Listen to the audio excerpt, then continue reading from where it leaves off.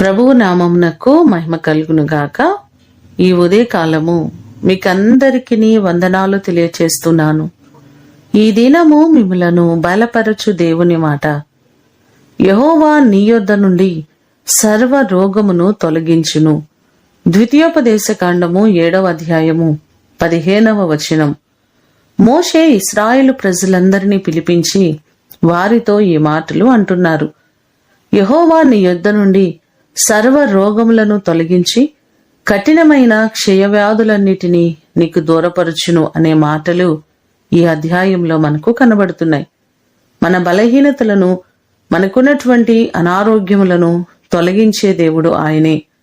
నేను స్వస్థపరచు యెహోవాను నేనే అని చెప్పినట్లుగా నిరంతరము మనలను స్వస్థపరచుచున్న దేవుడు. ఈ మాటలు వింటున్న మిమ్మల్ందరినీ దేవుడు స్వస్థపరిచి ఆయన మిమ్మును బలపరచునుగాక. ప్రార్థన చేసుకుందాం. పరిశుద్ధుడు అయిన తండ్రి, మీ పాదములకు వందనాలు, స్తోత్రాలు. నీ కృప చొప్పున మీరు మమ్మలను స్వస్థపరుస్తానని ఈ దినము వాగ్దానం చేస్తున్నారు. నమ్మదగిన దేవుడు మీరే ప్రభువా. నీ కృప చేత మా ప్రియులెల్లరినీ జ్ఞాపకం చేసుకోండి.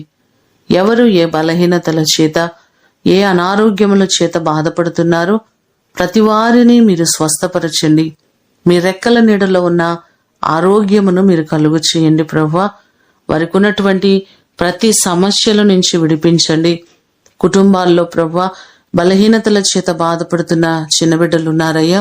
ప్రతి వారిని జ్ఞాపకం చేసుకుని ప్రతి చిన్న బిడ్డకు సంపూర్ణ ఆరోగ్యాలు ఇవ్వండి. మీరు బలపరచండి ప్రభువా. హాస్పిటల్లో ఎంతో మంది వ్యాధుల చేత కొట్టబడుతున్న వారు ఉన్నారు. ప్రతి వారిని మీరు స్వస్థపరచండి. నీ చల్లని చూపు వారిపై మీరు ఉంచండి ప్రభువా.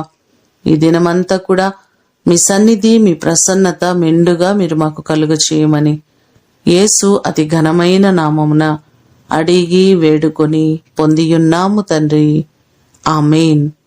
దేవుడు మిమ్ములను దీవించునుగాక.